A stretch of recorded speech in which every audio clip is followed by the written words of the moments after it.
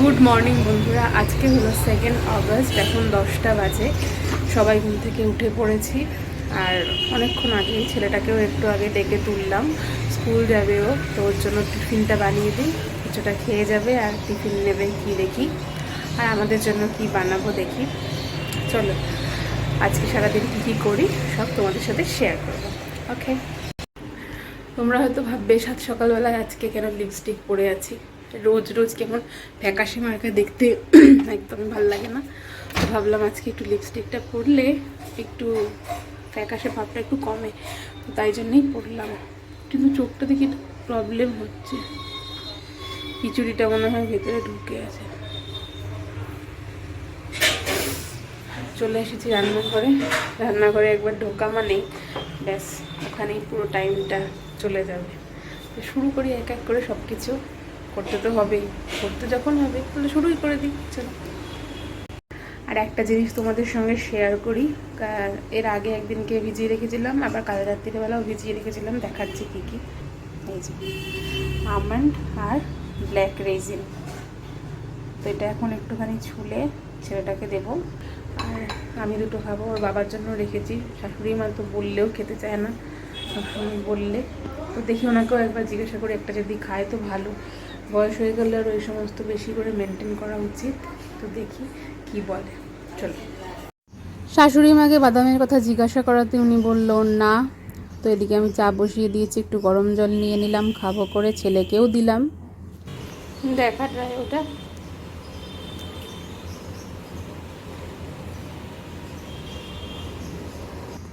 এই যে আমারটা, ও খেয়ে নিয়েছে ওরটা, আর বাবারটা রয়েছে। এবার সকালে টিফিনের জন্য আমি বানাচ্ছিলাম আলু পটল দিয়ে একটা তরকারি। দেখুন ডুমো ডুমো করে আলু পটল কেটে নিয়েছি। কড়াইতে প্রথমে দিয়েছিলাম কালো জিরে আর শুকনো লঙ্কা ফোড়ন দিয়ে এটাকে ভাজতে বসিয়েছি। অল্প ভাজা ভাজা হলে দিয়েছি টমেটো কুচি আর কাঁচা লঙ্কা দিয়ে একটু ভালো করে নেড়ে চেড়ে দেব। এই তরকারিটা রুটি দিয়ে খেতে খুবই ভালো লাগে, আমাদের বাড়িতে মাঝে মাঝেই হয়। এখানে আলুগুলোই বেশি দেখা যাচ্ছে, কারণ পটলগুলো আজকাল এত বেশি কুচি আছে যে একদম মিয়ে গেছে। এইবার আমি পরিমাণ মতন জল দিয়ে দিলাম, জল দিয়ে একবার ফুটে উঠলেই আমি এটাকে ঢাকা দিয়ে দেব। আলু সেদ্ধ হয়ে গেলে, একটু গা মাখা মাখা হয়ে গেলে ব্যাস তৈরি রুটি দিয়ে খাবার জন্য আলুর আর পটলের তরকারি। ফাইনাল এই ওর চেহারাটা দেখিয়ে দিচ্ছি তরকারির, এরকম হয়েছে দেখতে। 1 মিনিট দাঁড়ান। দেখতে যতটাই সুস্বাদু হয়েছে, খেতেও ঠিক ততটাই, মানে দেখতে আর সুস্বাদু কী করে হবে, দেখতে যতটা টেম্পটিং হয়েছে খেতেও কিন্তু ততটাই সুস্বাদু হয়েছে। খুব সহজে এবং তাড়াতাড়ি বানানো হয়ে যায় এই তরকারিটা। সকালে রুটির সঙ্গে আমরা খাবো, ওর বাবা মুড়ির সঙ্গে খাবে। আটা মাখা ছিল লেফট ওভার, সেটাকেই ভালো করে লেচি পাকিয়ে নিলাম। এই নটটা হয়েছে, তো ভালো করে এই জায়গাটা মুছে টুছে নিয়েছি, মুছে এবার বেলে নেবো, বেলে সেঁকে নেবো। সব রেডি করে রেখেছি, জাস্ট বেলবো আর সেঁকবো। করে নিই চটপট।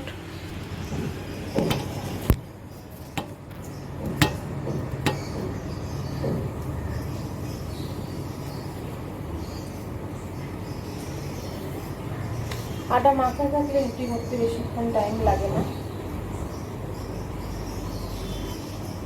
কালকে মেখেছিলাম, সেটাই রেখে দিয়েছিলাম, তো সেটাই। এরা পুরো পুরো গন্ধ বেরোচ্ছে কিসের কি জানি, বুঝতে পারছি না।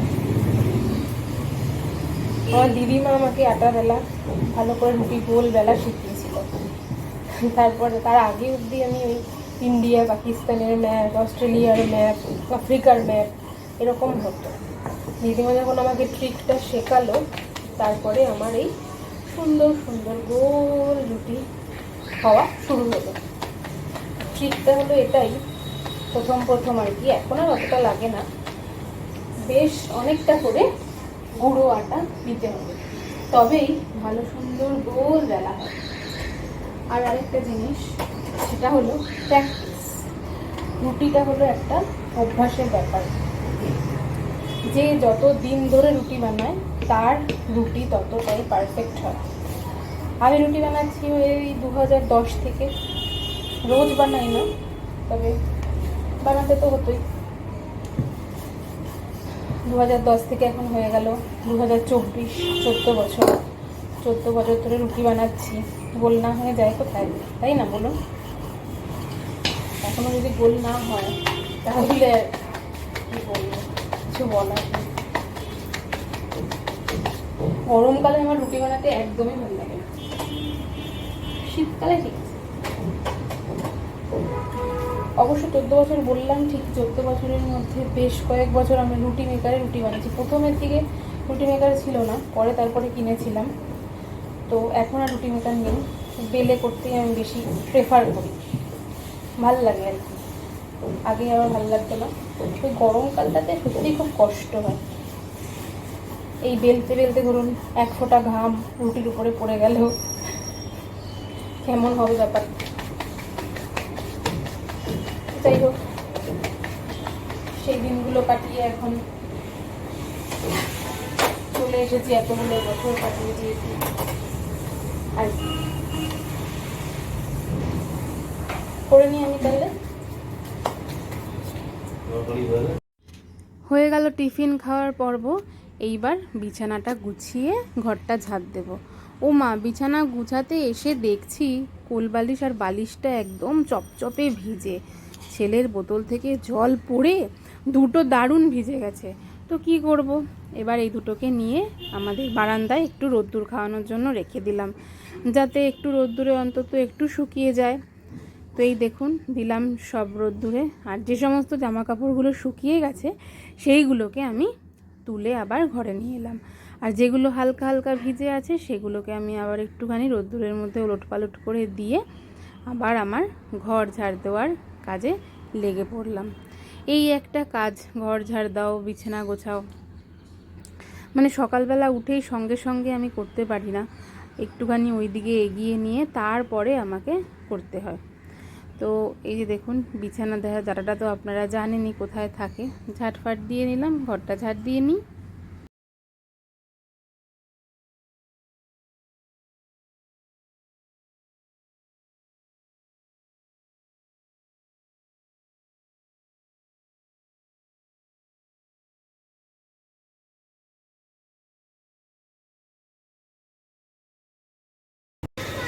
লিপস্টিক মিপস্টিক সব উঠে গেছে খাওয়া দাওয়া করার ফলে।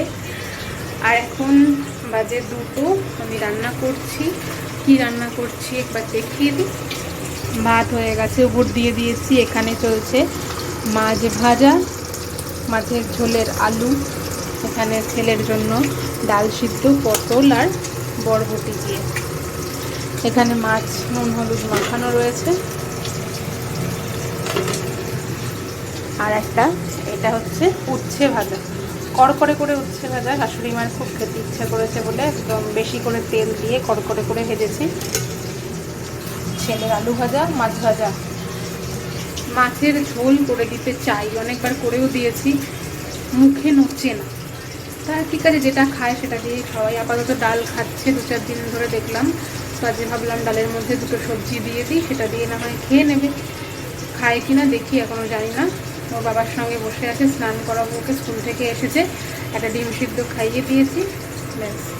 আমি এদিকে রান্নাবান্নাটা এগিয়ে ফেলি, তারপরে তো আপনাদের সাথে শেয়ার করবো আমার লাঞ্চ থালিটা। ওকে, চলো। মাছের ঝোলের কালারটা এত সুন্দর হয়েছে, আপনাদের না দেখিয়ে না আমার মনটা ভরছিল না এক সেকেন্ড। এই দেখুন, ও অসাধারণ দেখতে লাগছে। কদিন আগেও করেছিলাম জিরে বাটা দিয়ে, আবার আজকেও করছি। তো এটাই আমার কাছে সহজ মনে হয়, খেয়ে কিছু না বললেই হলো। দেখতে দারুণ লাগছে। এইটাতে একটু তেলটা বেশি দিলে বেশ ভালো লাগে খেতে। একটু জল গরম বসিয়ে দিয়েছি, হয়ে একটু পরেই ঢেলে দেবো, বেশিক্ষণ কষাতে হয় না এই ব্যাপারটা। যাই হোক, এবার চান করিয়ে দিই ছেলেকে, চান করিয়ে এবার ছেলেকে চান করিয়ে এখন খাইয়ে দেবো ওকে, তারপরে আমরা খাবো। চলুন তাহলে পরে আবার দেখা করছি। এখন সন্ধেবেলা হয়ে, সন্ধে না অনেকটা রাত্রি হয়ে গেছে, 9টা বেজে গেছে। আমি করলাম, এক্সারসাইজ করলাম একটু, জিমে যেতে পারিনি, বৃষ্টি হচ্ছে প্রচণ্ড, এখনও বৃষ্টি পড়ছে। তো তার জন্য আমি কি করলাম, বাড়িতে একটু এক্সারসাইজ করে নিলাম। তো এক্সারসাইজের পার্টটা আমি আর শ্যুট করিনি। তারপরে আবার একটুখানি সাজুগুজু করে, মানে সাজুগুজু না, মানে ড্রেস আপ করে একটা রিল বানালাম ইনস্টাগ্রামের জন্য। ওইটা করে এখন ভাবছি রাত্রিরে আমি মটর ভিজিয়েছি, মটরের ওটার ঘুগনি বানাবো। তো চলুন যাই দেখি ঘুগনি কী বানাই। তার আগে একটুখানি চা খেয়ে নিই, আমি চা খাইনি সন্ধ্যেবেলা থেকে। তো এখনই ভাবছি একটু খাবো, তাহলে এনার্জিটা পাচ্ছি না। চা ইজ লাভ। কার কার আমার মতো চা খাওয়া পছন্দ অবশ্যই আমাকে জানাবেন। রাস্তায় বেরোলে আমার একটু ইচ্ছা করে একটু চা ফা খাই, বেশ বিস্কুট ফিস্কুট দিয়ে, ও জমে যায় ব্যাপারটা। আর সঙ্গে যদি আরও কয়েকজন থাকে তাহলে তো আরোই ব্যাপারটা জমে যায়। আমার দিদি যখন আমাদের বাড়িতে আসে তখন ও আর আমি মাঝে মাঝে আমাদের বাস স্ট্যান্ডে একটা দারুণ চায়ের দোকান আছে, ওখানে চা খেতে যাই। বাড়িতে আমি অতটা দুধ চা খাই না, কিন্তু রাস্তায় বেরোলে, রাস্তায় আবার দুধ চা ছাড়া আমি লিকার আমার ভালো লাগে না। লিকারটা আমি নিজের হাতেই পছন্দ করি, চিনি ছাড়া, আর দুধ চাটায় হালকা মিষ্টি, ব্যাস। তো চলুন, রাত্রিরে এখনও অনেক কাজ বাকি আছে। রুটি তো সকালেই করে রেখেছি, এখন আর করবো না, যা রুটি আছে হয়ে যাবে। আর শুধুমাত্র ঘুগনিটাকে সিদ্ধ করে ফোড়ন টোড়ন দিয়ে দেবো, ব্যাস হয়ে যাবে। চলুন যাই। এই বারান্দায় এলাম, মোবাইলটা রেখে দিয়েছিলাম, আবার বারান্দায় একটু এলাম আপনাদেরকে দেখাতে যে কেমন বৃষ্টি পড়ছে। সবাই ছাতা নিয়ে যাচ্ছে, সবাই ছাতা। এখন তো তাও একটু কমেছে, থেকে থেকে থেকে থেকে খালি ঝাঁকে ঝাঁকে বৃষ্টি পড়ছে আর কি। দেখাতে এলাম বৃষ্টি কমে গেল। কি অদ্ভুত, এটাই হয় তাই না? চলো যাই রান্নাঘরের দিকে। আমি একটা ভাজা মশলা এখানে ড্রাই রোস্ট করে ঠান্ডা হওয়ার জন্য রেখেছি। তাতে রয়েছে তেজপাতা, শুকনো লঙ্কা, জিরে, ধনে, মৌরি, গোটা গরম মশলা আর গোলমরিচ। চাইলে কেউ একটু সামান্য মেথিও দিতে পারেন। ওটাকে এবার গুঁড়িয়ে নিয়ে তৈরি করে নেব। আর আমার মটরও সেদ্ধ হয়ে গেছে ভালো মতন, জাস্ট ফোড়ন দিলেই তৈরি হয়ে যাবে সুস্বাদু ঘুগনি। এই ঘুগনির রেসিপিটা আমার আগের ভিডিওতে আমার শেয়ার করা আছে। এই যে আলুগুলো দেখছেন, আলুর টুকরো, ওই দুটোকে একটু স্ম্যাশ করে দেব, তাহলে আরও দারুণ টেস্টি হয় খেতে। আর এর মধ্যে তো দেবো জানেনই, একটুখানি রসুন, কাঁচা লঙ্কা আর একটুখানি আদা থেতো করা। তো আদাটা আনতেই আমি গেলাম। রসুন লঙ্কাটা হয়ে গেছে ছাড়ানো, বাট আদাটা হয়নি। তো একটু আদার টুকরো ফ্রিজে কাটাই ছিল, সেইটা নিলাম। আর একটুখানি লাগবে বলে আর একটুখানি নিলাম। এটাকে অবশ্যই করে থেতো করে দিতে হবে, কোনো মতেই মিক্সিতে পেস্ট করে দিলে সেই টেস্টটা হয় না। যাই হোক, করে ফেলি। খাওয়া দাওয়া সবার কমপ্লিট হয়ে গেছে, এবার আমি বাসনপত্রগুলো মাজবো। এখানে রয়েছে, কড়াই খালি করবো। ঘুগনিটা একটু দেখিয়ে দিই, ফ্রন্ট ক্যামেরা দিয়ে না ধরতে পারছি না। এই যে ঘুগনিটা, এটাকে খালি করব, ভাত খালি করব, ডালের পাত্রটা ফাঁকা করব, ব্যাস, তাহলেই হয়ে যাবে। আর আজকের মতো আমার ভিডিওটা এইটুকুই রাখলাম। আমার ভিডিওটা যদি ভালো লেগে থাকে তাহলে অবশ্যই একটা লাইক, একটা কমেন্ট করবেন আর শেয়ার করে দেবেন। ঠাকুর ঘরের দেখার জন্য, চ্যানেলটি দেখার জন্য অসংখ্য ধন্যবাদ। আপনারা সবাই খুব ভালো থাকবেন, টাটা।